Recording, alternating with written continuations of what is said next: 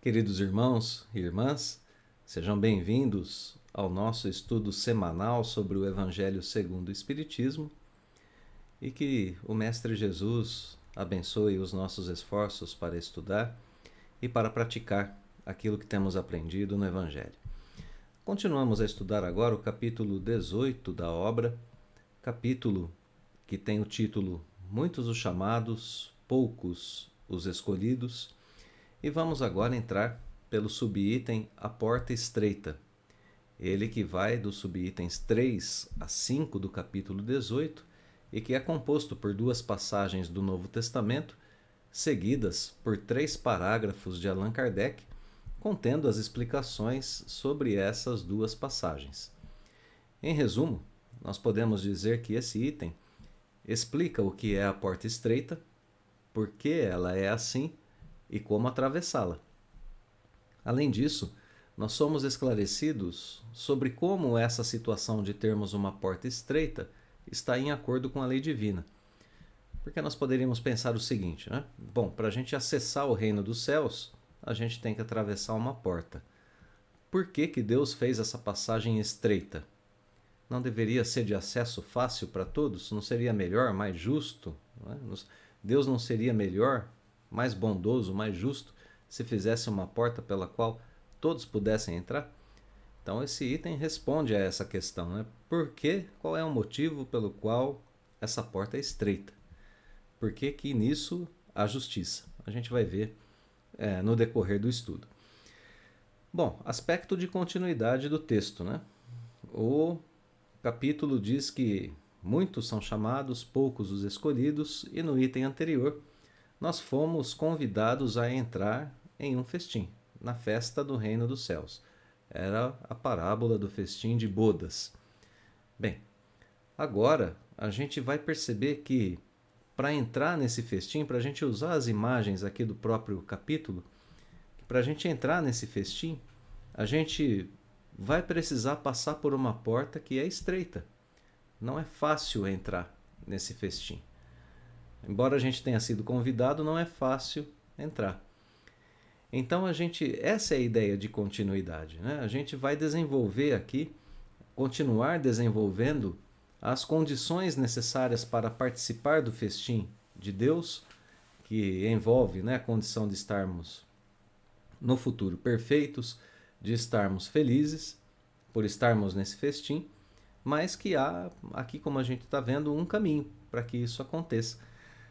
No item anterior, por exemplo, a gente viu que para a gente permanecer no festim, a gente tinha que estar vestindo uma roupa, né? Uma túnica nupcial, que era própria para aquele festim. E a gente aprendeu no item anterior que essa roupa é construída, né? Ela é tecida pelo coração puro e pelo cumprimento da lei divina. É essa que é a roupa, eu ter lá o coração puro e ter cumprido a lei divina. Aqui nesse item agora, o item A Porta Estreita, a gente vai juntar a essas informações mais duas condições, né? Para a gente estar lá. Escolher fazer o bem e combater em nós as más tendências.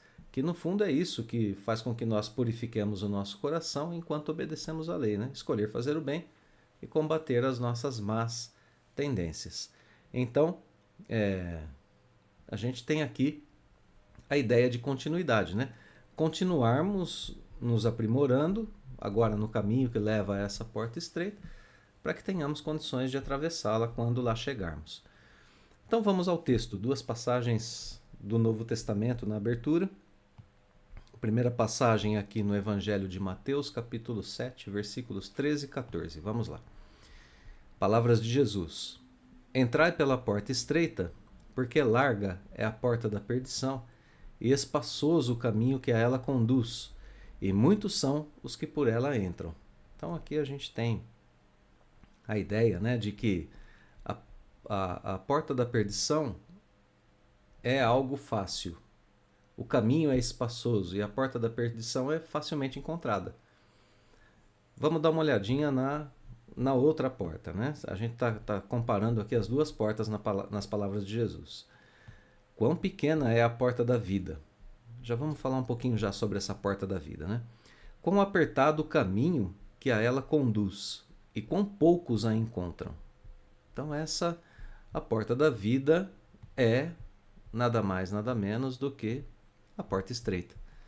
Bom, então, primeira coisa, né? A comparação que a gente tem aqui entre as duas portas. Uma é a porta da perdição, caminho fácil, caminho tranquilo. A outra é a porta da vida, caminho difícil. Bom, para a gente entender aqui essa expressão a porta da vida, é preciso que a gente rompa com os limites da vida material. Porque, no fim, essa porta larga que leva à perdição é justamente essa compreensão mais estreita da vida, pensando apenas na vida no seu aspecto material. A porta larga é a porta que atende rapidamente os nossos prazeres, é aquela pela qual a gente cede sem pensar às nossas más inclinações, aos nossos desejos, à nossa irritação, inveja, cobiça, vaidade e assim por diante.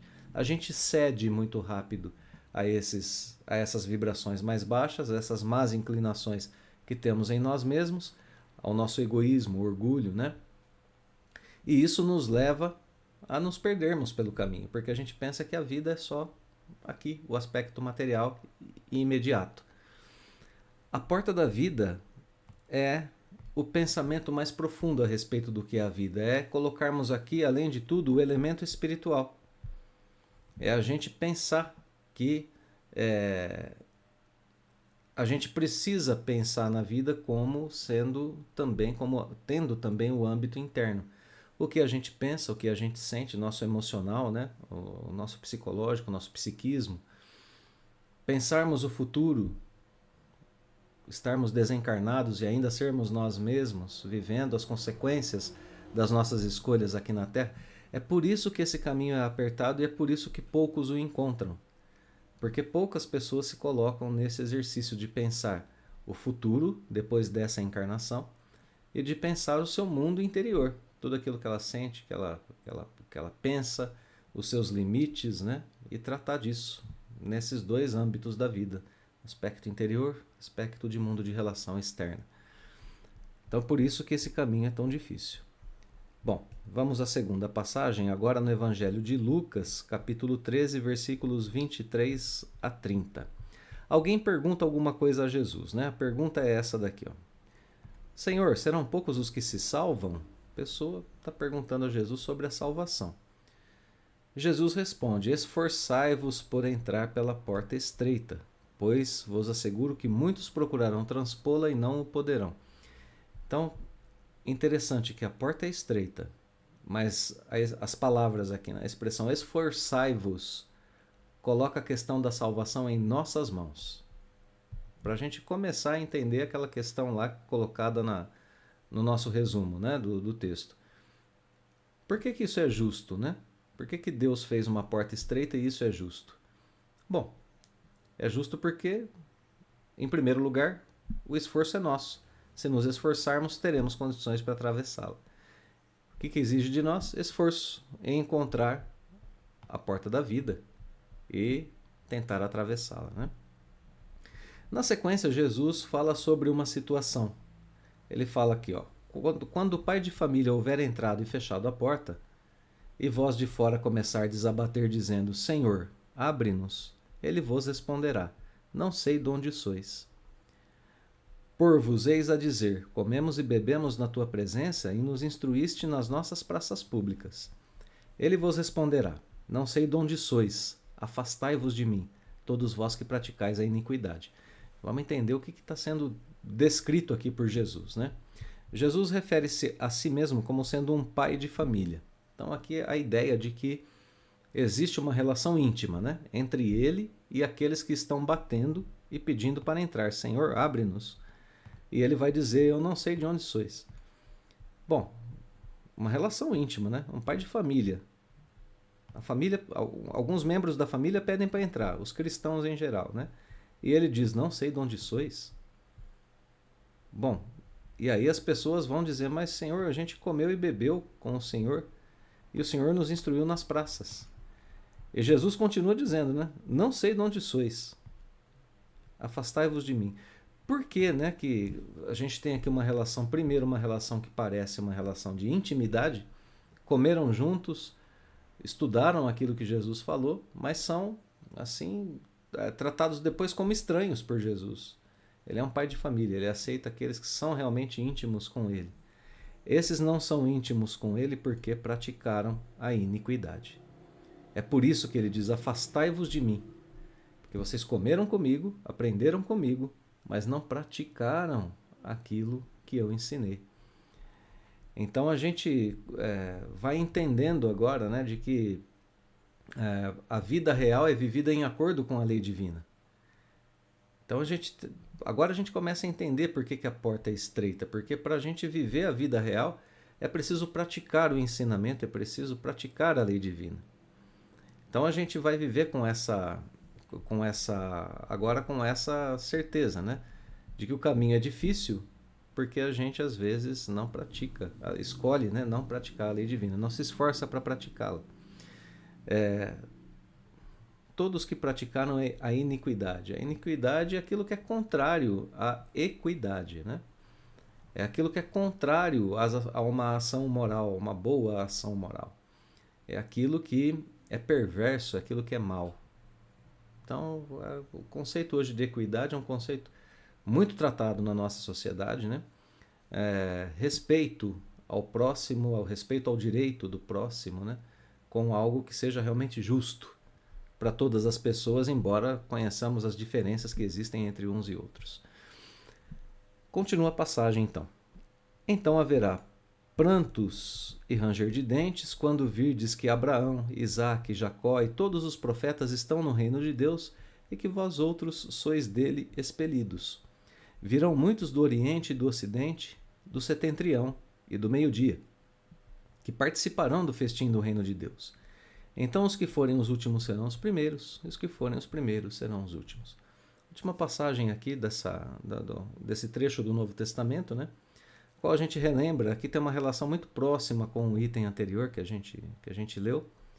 Na parábola do festim, a gente tem a explicação que Abraão, Isaque e Jacó são os primeiros profetas que trouxeram o convite a participar do festim, né? Trabalhadores serviçais de Deus. Esses são os profetas, estão no reino de Deus. Aqueles que praticaram a iniquidade serão dele expelidos. Não eternamente, como a gente sabe por causa da doutrina espírita, mas até que tenham construído a sua roupa, sua veste nupcial, até que tenham o coração puro. Bom, enfim, tudo aquilo que a gente já colocou no resumo, né?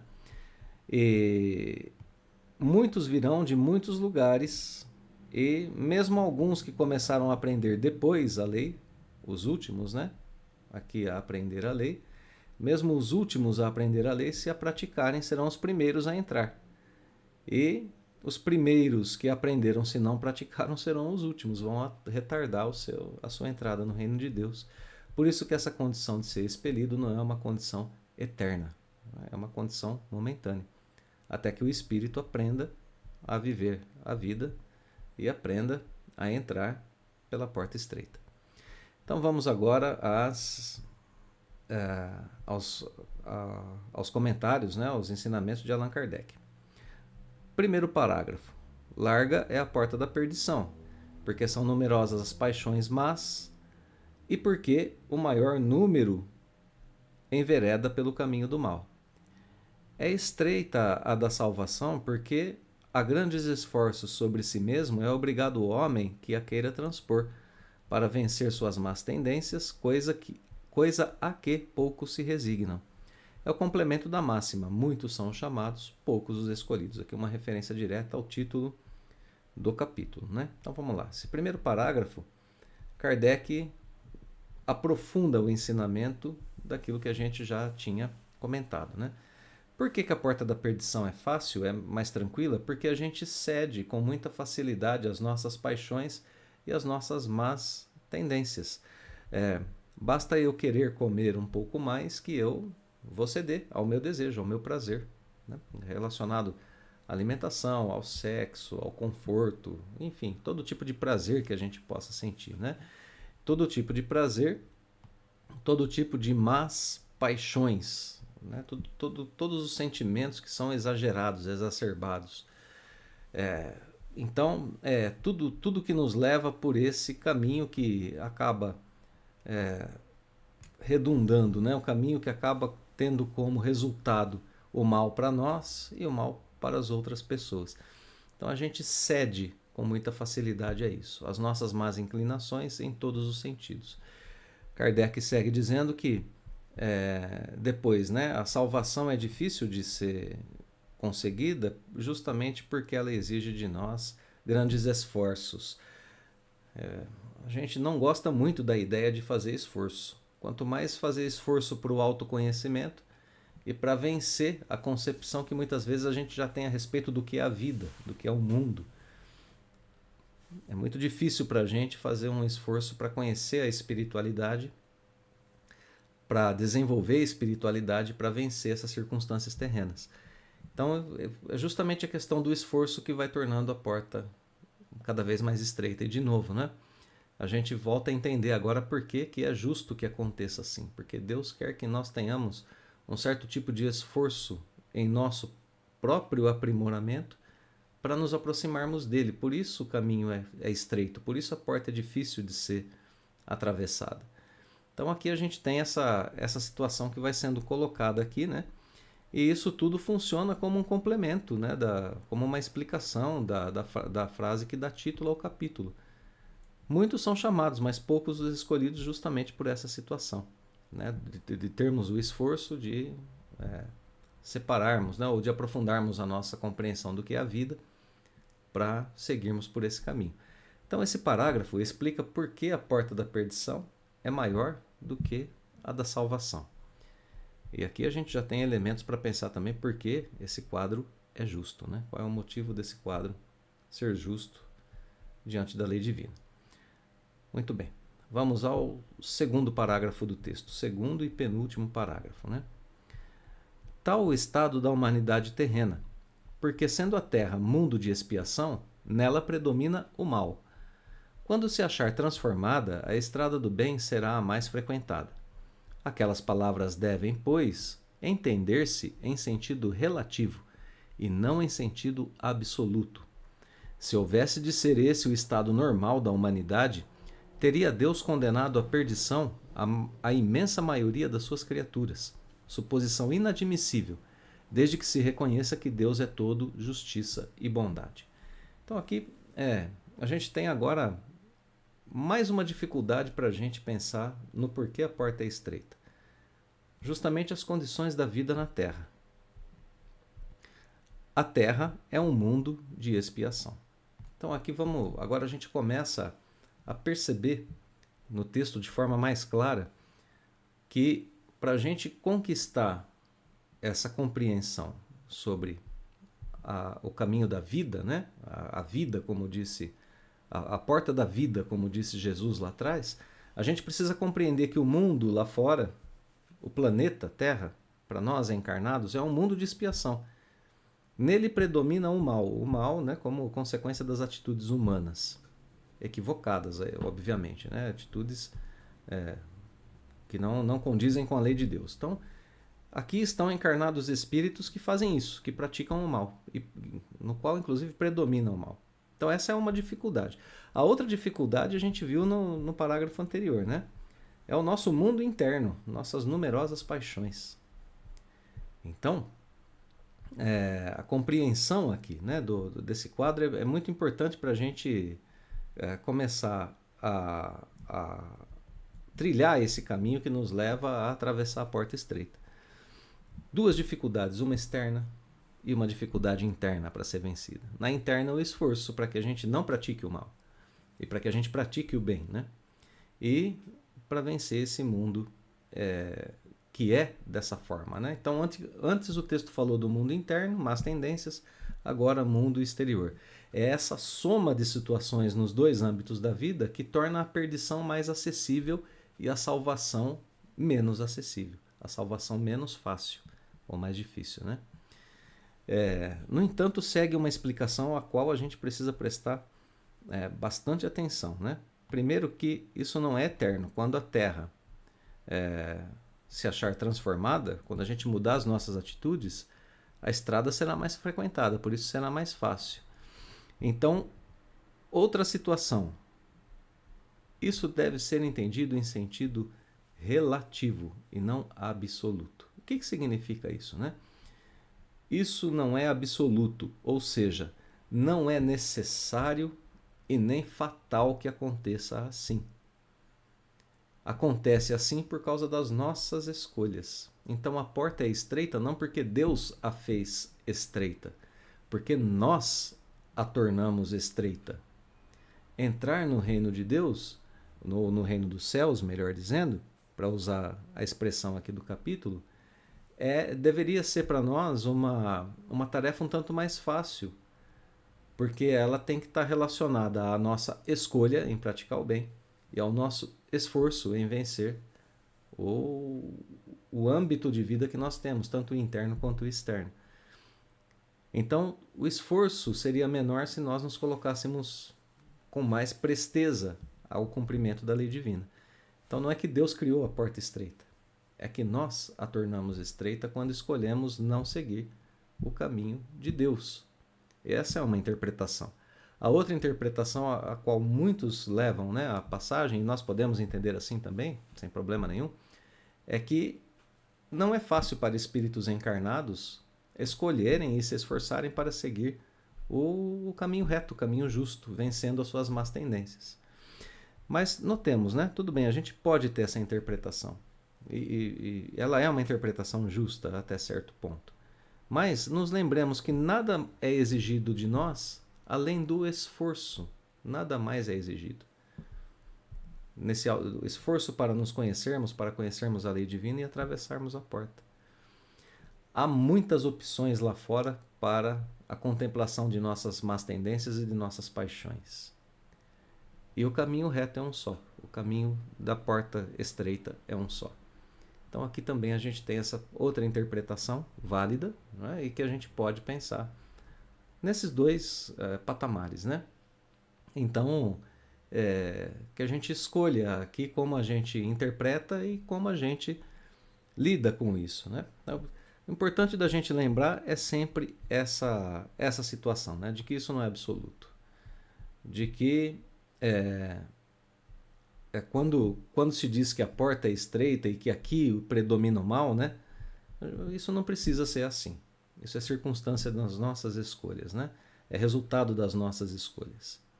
Então, nosso mundo de expiação não é assim porque Deus o criou assim. É assim porque nós o fizemos assim. E a porta para nós está estreita porque nós construímos o caminho dessa forma. Então, esse parágrafo explica a dificuldade no mundo externo e consola ensinando que isso não é uma condição, né, imposta por Deus como uma condenação ou uma punição, por exemplo. Isso é resultado das nossas escolhas, né?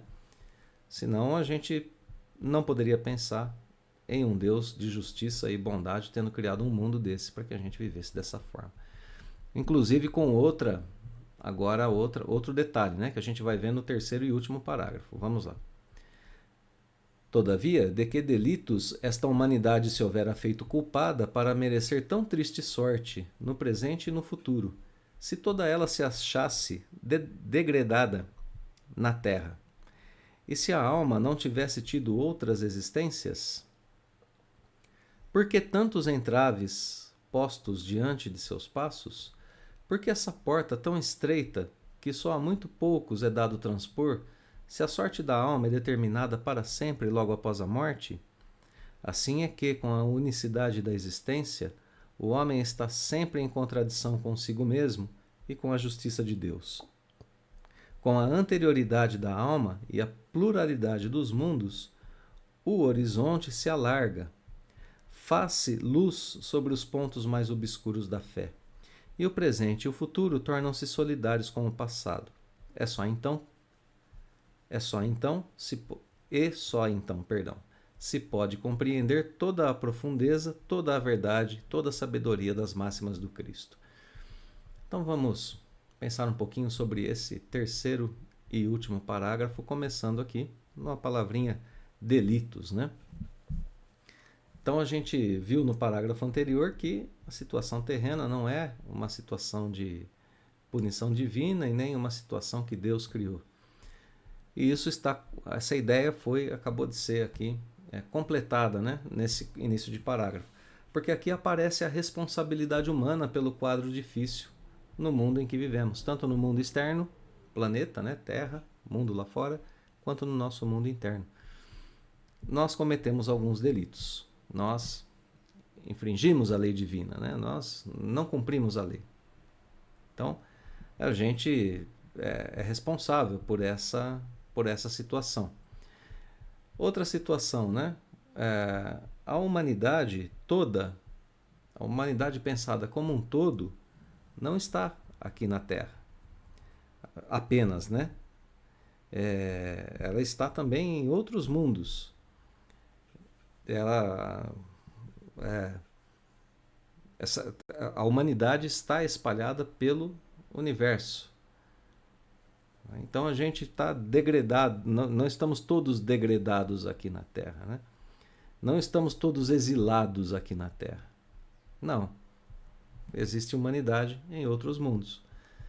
Importante pensar isso, porque agora a gente começa a compreender que a porta está estreita para nós agora.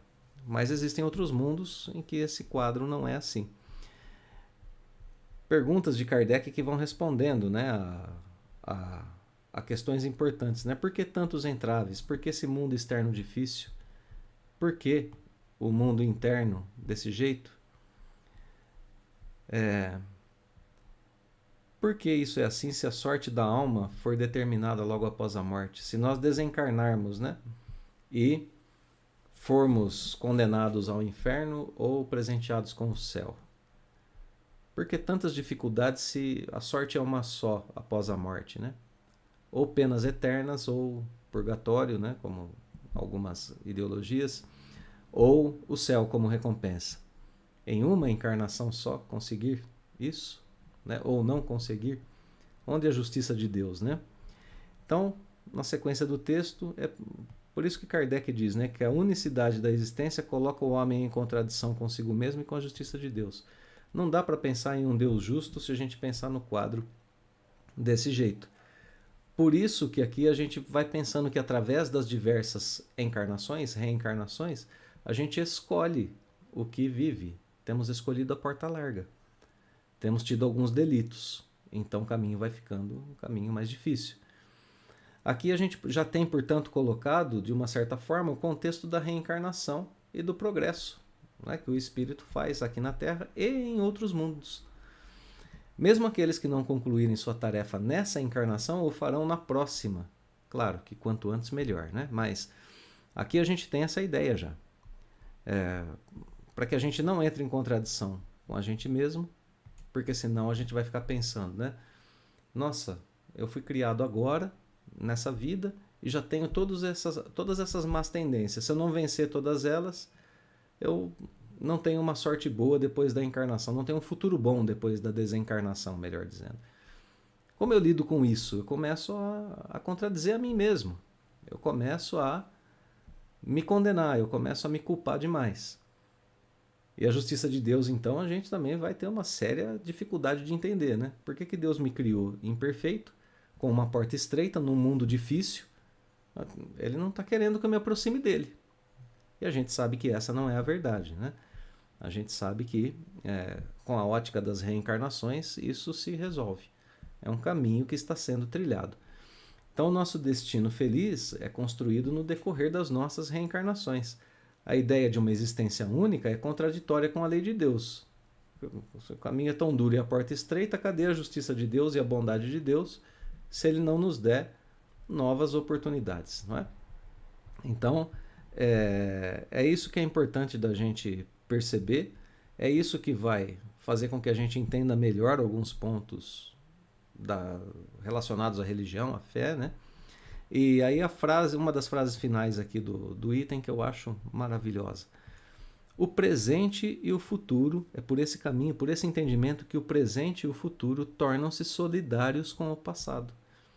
Tudo aquilo que a gente já fez é experiência, toda a experiência que a gente já teve é válida para o presente, e a união, né, de passado e presente nos ajuda a construir um futuro melhor. Isso da ótica espiritual, da ótica de um espírito imortal. E por esse caminho é que a gente entende e compreende as máximas do Cristo. Então, esse parágrafo trata sobre a responsabilidade, sobre as dificuldades do caminho que a gente está percorrendo e coloca essas dificuldades em acordo com a justiça e a bondade de Deus, que nos permitirá, um pouquinho mais adiante aí, chegarmos ao nosso destino, né? Estarmos transpondo essa porta estreita e participando do festim ao qual ele nos convida. Então a gente conclui, né, o nosso estudo dizendo que Deus, sendo justo e bom, não poderia simplesmente nos colocar em uma situação difícil, como a situação da vida terrena, para nos aproximarmos dele e depois punir por toda a eternidade, né, por não termos conseguido. Então não é assim que funciona a justiça divina. Jesus ensina sobre a porta estreita, sobre a necessidade de escolhermos o bem. O Espiritismo completa o ensinamento dizendo que através das escolhas de diversas encarnações, nós mesmos criamos nossas dificuldades e estreitamos essa porta que leva à comunhão mais próxima com Deus. Nós mesmos dificultamos o caminho. Hora de compreender melhor a nossa posição e de transformar o nosso caminho através da mudança de nossas escolhas. Escolhermos o caminho da equidade, escolhermos praticar o bem, escolhermos e nos esforçarmos para praticar tudo aquilo que nós temos aprendido no Evangelho segundo o Espiritismo, com Jesus e com Kardec. Então, queridos irmãos, queridas irmãs, deixamos sempre, como sempre, né, aquele abraço fraterno, os votos de que Deus nos abençoe e que possamos continuar estudando juntos. Nos vemos em breve, no nosso próximo vídeo. Até lá!